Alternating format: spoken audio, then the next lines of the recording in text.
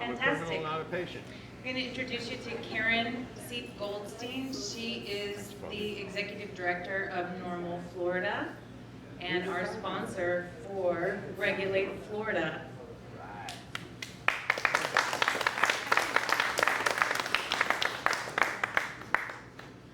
Good morning, and thank you to all of you for coming today.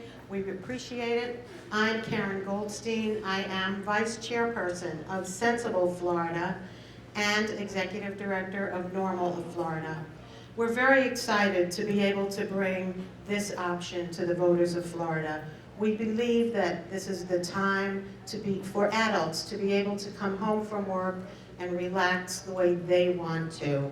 Some people come home, they relax with a beer, a glass of wine, a video game, they watch TV.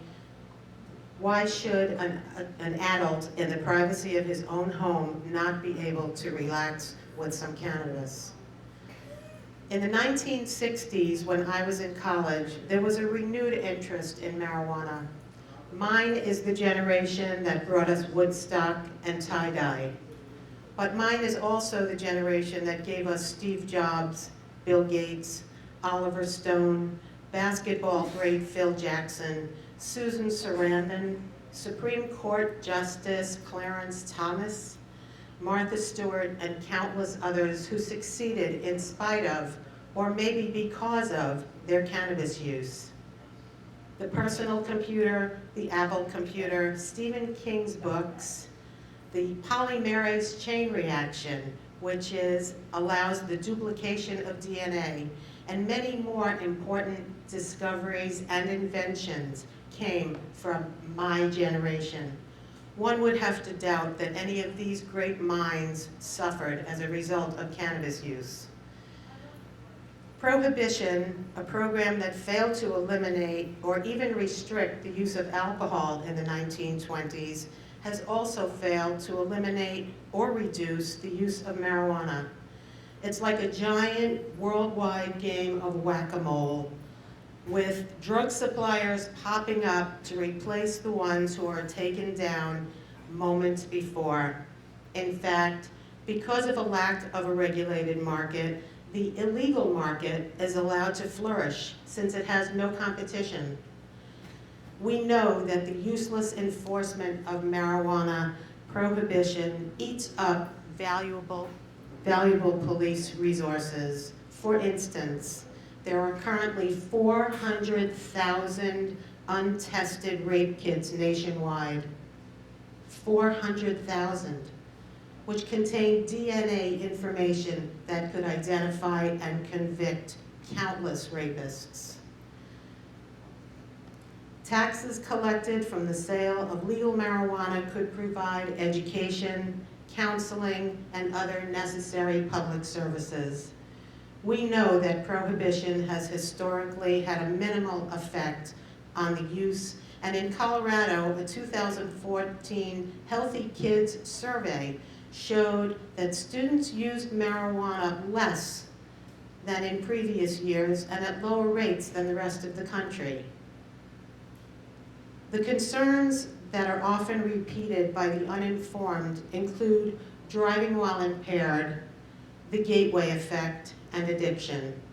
Driving while impaired, while certainly not something that's encouraged, would be no more of a problem in a legal, regulated market than it is in an illegal market. In fact, with more states legalizing cannabis, the development of an accurate test for impairment is much more likely. A smartphone app called My Canary has been developed to tell the user if he or she should be driving. It can be used for impairment of any kind, including sleep deprivation. As for the gateway effect, the numbers do not in any way support that. According to the annual study done by the U.S. government agency SAMHSA, in 2013, the most recent year reported, nearly 20 million Americans use marijuana daily, while 300,000 are daily users of heroin, and 1.5 million use coke, including crack. If it were a gateway drug to all these harder drugs, the numbers of heroin and coke users would be many times higher than they are. The days of reefer madness are long gone, but there is still a segment of the population that believes that cannabis is addictive. Thousands of years of cannabis use has shown us just the opposite. There is a very slight possibility that some very heavy and long-term chronic users may develop a psychological addiction to cannabis. But this is a very small group, and the effects of that addiction are infinitely less harmful than the addictions to opiate medications, which are handed out by physicians to children as young as 11 years old. The most recent indicators are that marijuana is a gateway. It's a gateway away from opiates. In legal states, crime has not increased, and opiate deaths have gone down. I think the last number that I saw was 25% fewer opiate deaths in legal states. A sensible, regulated market where the person behind the counter checks for ID, knows his product, and handles it in a professional manner is preferable in every way to the market that we now have, where anyone of any age can obtain cannabis of unknown origin and without any safety controls. The greatest harm caused by marijuana use is not the use of marijuana, but the traumatic experience caused by being arrested and going to jail. Regulating marijuana or cannabis, whichever name you prefer, is the sensible approach. Prohibition does not work. Regulation does. Thank you. And I would like to introduce the chairman of Sensible Florida and my favorite attorney, Michael Minardi.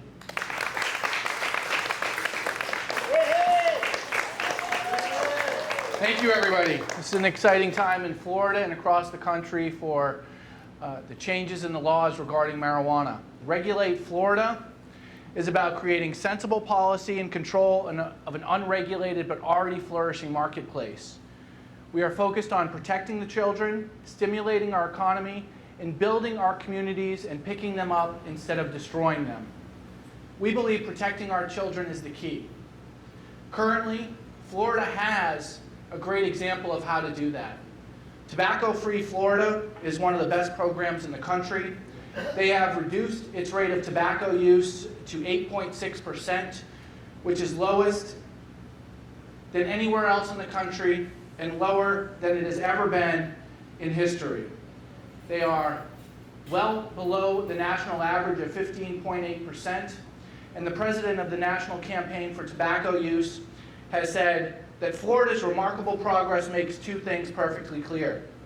It's powerful affirmation that we know how to reduce smoking by increasing taxes, and a well-funded and sustained education policy for prevention and cessation, and strong regulated compliance laws.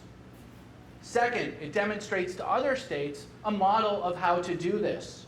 By effectively implementing education campaigns, the state of Florida has reduced tobacco use dramatically. This is the same policy that Regulate Florida believes in. We believe in control and regulation. As Karen stated, drug dealers do not ID, okay? I have no hair, gray beard, and I got ID'd to buy tobacco recently. That is what strict compliance does. Policy. You have to make sure that these agencies and these establishments are fear of losing licenses and fines. And by doing that, they will comply. How do we know? We can look at Colorado as an example. Okay? They had compliance tests. And astonishingly, they had a 100% success rate for no sales to minors. 100% success rate. That's right. That's the way that we keep access to teens out of their hands. We control it and regulate it. Drug dealers do not card. In addition, as Karen was saying, there is about a half a dozen studies now that currently prove that there is no increase in teen use in medical or regulated use states. None. So this is a facade when they're saying, oh, kids are going to start using it everywhere. It's just not true. The facts and statistics don't support it. The current drug war for the past 30 years has not changed the rate of use among teens or individuals or adults in society. It has failed. We've seen the failure through alcohol prohibition. In the 1930s, the only thing it did was create cartels, gangs, and organized crime. They abolished it because it didn't work. Prohibition still doesn't work. As far as the gateway drug goes, a government's own study in the 1999 Institute of Medicine report concluded that there is no conclusive evidence to link the use of cannabis to the subsequent abuse of other drugs. And this fact has been confirmed in many different reports over the years. And again, not only has there been no increase in teen use in medical states and legal states, but there has been no increase in acceptance of marijuana by teens. But yet, cannabis regulation creates new opportunities for careers. Colleges have already begun teaching marijuana programs, and a skilled cultivator can make over $100,000 right now in legal states. This is a booming industry that we need to stimulate our economy in Florida. And that is another goal of regulating cannabis and regulating marijuana in the state. This petition would require background checks to prevent operations being run by criminal enterprises, and encourages not only the growth of businesses directly related to cannabis, but ancillary businesses as well, including tourism. Currently, Florida has an unemployment rate of 5.4%. Florida has a tourism industry that brings in about 97 million people per year to the state of Florida. Yet, education funding continues to decline. Meanwhile, through legalization of cannabis in Colorado, they made $70 million in taxes last year. $70 million in tax revenue. They generated over 10,000 jobs in the regulated marijuana industry, and they had a significant increase in tourism, going from 20 million visitors a year to 60 million, and those tourists pumped an estimated $18.6 billion into the Colorado marketplace. We need that here in Florida.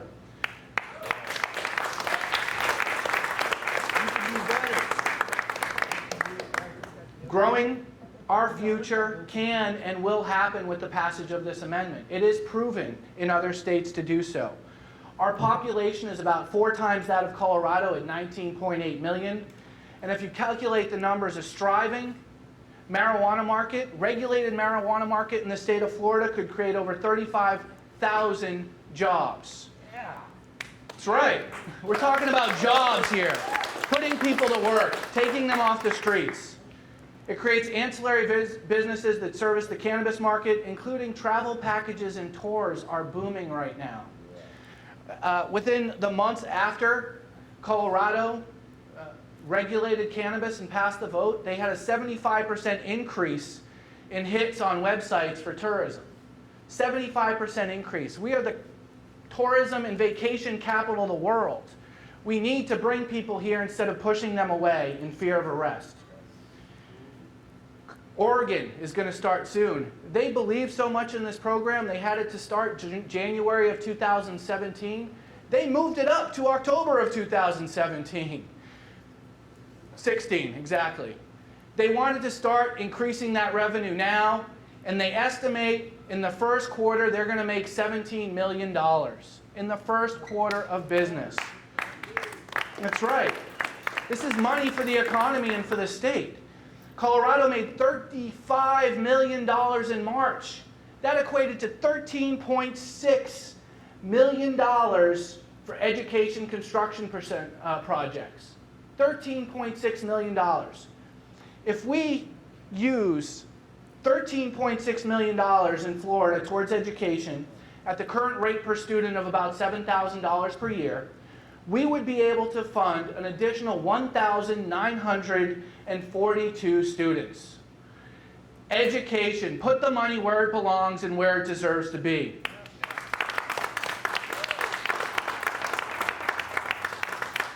Through a model of education and prevention, strict compliance, regulations, and control of businesses, we can save our children, grow the economy, and create jobs with little or no harm to the citizens of Florida.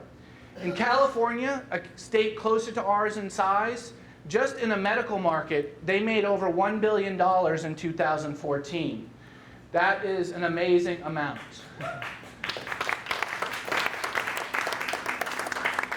And not only will regulating cannabis help stimulate our economy, protect our children, but it's also going to protect our communities. Why?